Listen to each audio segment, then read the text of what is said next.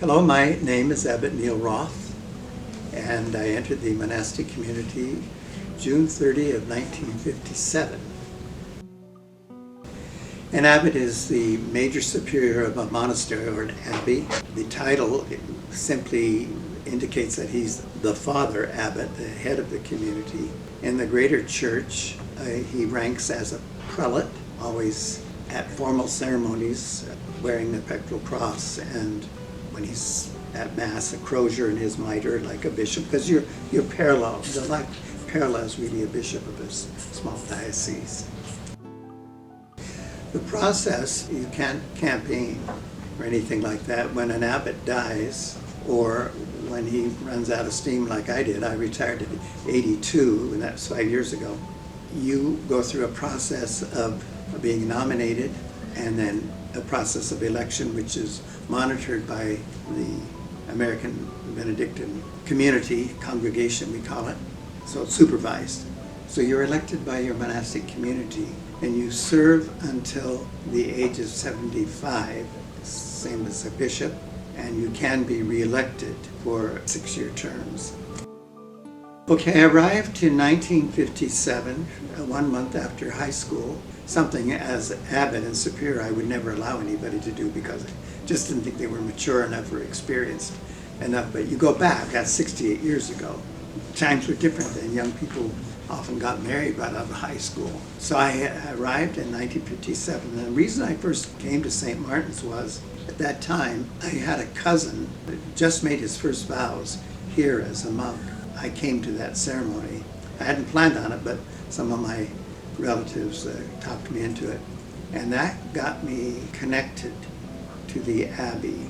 And also I found the monks very friendly. And I was kind of thinking of a religious vocation. But the one thing that I did like is that if you entered a monastic community here, you stayed here. You weren't transferred all over the place and back again. So I did not want that.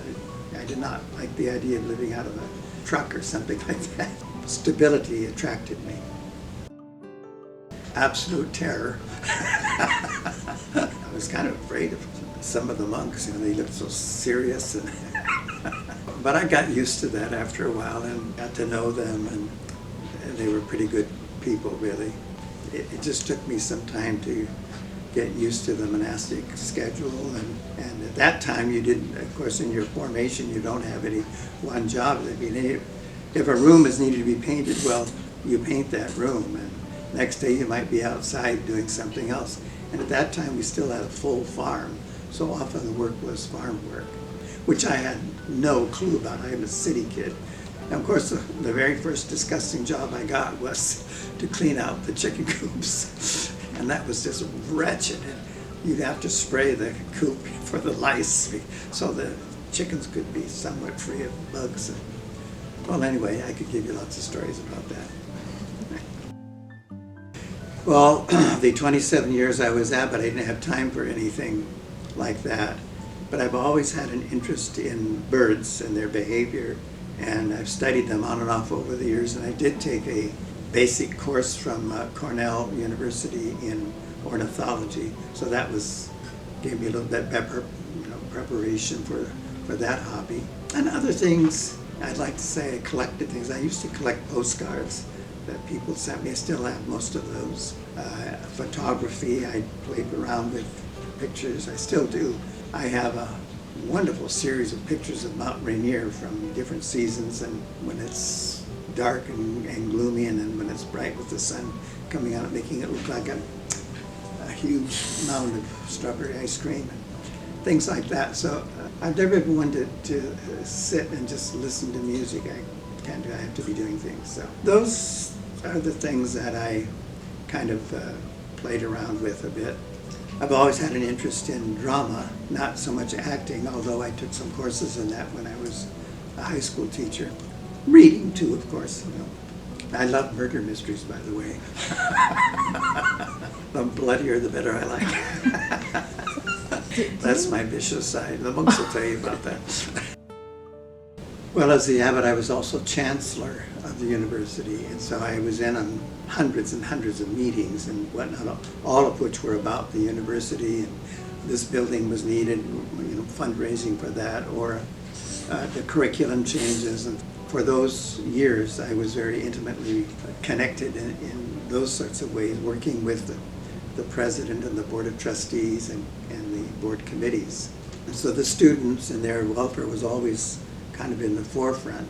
I didn't get to interact with too many students just because of all of that, although I would go to a lot of their events and whatnot, and did get to know just a few of them over the years. I no longer was teaching, of course, because you have to have time to prepare for classes, and I didn't have that kind of time that I could manage. I always tried to support them, and if I could facilitate something like a scholarship or something, I would try to do that. All of that happened to me. Campus ministry is the first thing I would think of. We try to be accepting of all faiths. Obviously, we're a Catholic school, and we have monks running all around and Mass several times a day, being supportive of things that the students are doing and things that particularly that campus ministry is doing. I used to, once in a while, I would step in and offer a Sunday night Mass for the students. And also, when I was the superior and chancellor, the Archbishop delegated me to do all of the confirmations for the students. So I interacted in those ways. When I retired as the abbot, I didn't really retire totally. Abbot Marian, who succeeded me, asked me to be the novice master, which is the monk who's in charge of the early training of somebody who comes in. So that's a job I have still. That meant teaching some classes on the rule of Benedict and on church life, and our congregation is Benedictines, and so it means there's a whole curriculum that you would be involved with. My many years as a member and my many years as superior gave me a lot of experience that I could share and use in my work even today. Is there any one experience I just being the abbot, you're mixed in with all sorts of things and people in a legal sense with the university and in a social sense. It's a many-faceted position. I tried my very best during those years to be a part of it. Now that I retired from that, I no longer have those sorts of obligations. I do go to things and try to be supportive that way. My day begins early in the morning. I get an early riser, so I'm usually up around no later than 4. And I have my own devotions I do in the morning, and then they converge into the monastic prayer, which is the 6:25, and then breakfast, and during the summer Mass right away. After that, then I would have time to teach and the monks who are in formation, and then noon prayer and whatever work in the afternoon. And I'm taking my turn leading our liturgies. I go over to the priory across the highway for the sisters and offer liturgy there. Being busy, but not like when I was Abbot Chancellor. Oh my goodness, there have been several experiences that stuck with me. Probably, I think, when I was really young, as a young high school teacher, there's something about a high school student and a monk that's different than university level students. They tend to bond with you. Just about a month ago, I went to a lunch, and the members of the class of 1967 were having a lunch, and it was just like there was nothing had happened between when they graduated and now, because we knew each other. And in those days, of course, I was teaching full time, 5 classes a day, 6 days a week, and I had a dormitory of 40 kids that I monitored. I was in charge of so many things, and drama and the school paper, and one new class we added was psychology. I was teaching that, and so those were very busy years, but I found great satisfaction in teaching those young men, contributing to the overall St. Martin's experience. When we closed that school in 1974, I had been away at the seminary and came back. I then transitioned into the university and began teaching in the English and the education departments of the university. Little by little, I was moved into administration, and somewhere in there, one of the priests at Sacred Heart Parish here in Lacey, which we founded, got very, very ill, and they needed somebody to go down and take over. It was called Vicar Substitutus. fancy name for administrator. So I went down to the parish and became eventually the pastor there, which position I held for 8.5 years. So I learned a lot about parish life and people and families. So it's all, I've done so many things. It's all very good. It's been beneficial to what I ultimately ended up doing, was being the abbot and superior. My favorite memory overall of St. Martin's, well, it certainly wasn't a funeral of a monk. One of the monks gives me a bad time about that. I always tell him it's a gift, it's a gift. Probably when we made some substantial contributions, like the engineering building and some of those sorts of things, and to see the place grow and get better and better and better. But yeah, that's what I would find satisfaction and pride, really. I think Father Killian was probably responsible for starting some stories about ghosts in Old Main and things like that. The story was that it was haunted, so you don't go there at night.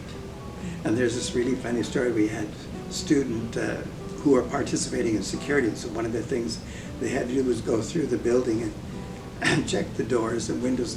And someone in one of the offices had a radio that would go on and off on occasion. But when they went by, the radio turned on, and it freaked them out so much that they ran out and got out of the place. But no, it's not haunted. It's one of those funny stories, and some of them are true. I mean, the students one year went down and got one of the heifers and brought it up and put one on, I think, the 4th floor or something. And of course, they can't go downstairs, so they had to carry it out, and eventually Yes, we do. There are some monks who are very proficient at it. I am very much a latecomer to it. I do have a laptop and a tablet and things like that, and I do use them. I don't know how to do everything on them, because I use the laptop mainly for my letters and typing homilies or speeches and things like that. The tablet I use more for emails and kind of checking up what the university is publishing and seeing what they're doing and that sort of thing. I check Facebook out once in a while. I come from a fairly large family, and so I can see pictures of the babies and things like that I like. Well, all very individualistic, of course. The old ones probably dash to the room and take a nap, The younger guys get on a bike and ride, or maybe they go out hiking, and some are maybe some camping and things like that. Some are artistic, who like to work with some art. They can actually do, with the abbot's permission, just about any kind of a hobby or whatever. I mean, we've had monks in the past who they would love to fish, for example, and so you're not shut down completely on all of those things. But I always made them come and see me, though, because I want to know what they were doing. Is this going to cost a lot of money or what? Those sorts of things. Well, I think if the students, I'm thinking of primarily, if they would just realize what a gift, what a blessing it is to have a college education, and encourage them to make the most of it while they're here. Not to use it as a time to just put time behind you and say, hey, I went to college. Make something out of it. Make it a goal that you're going to use this education. And then the second part of that, I believe, is to take that education, that degree, and maybe continue to build on it with the idea that you're going to try to help people. That's all. Not with the idea I'm going to make lots of money, because you won't, by the way. Not in education. It ain't going to happen.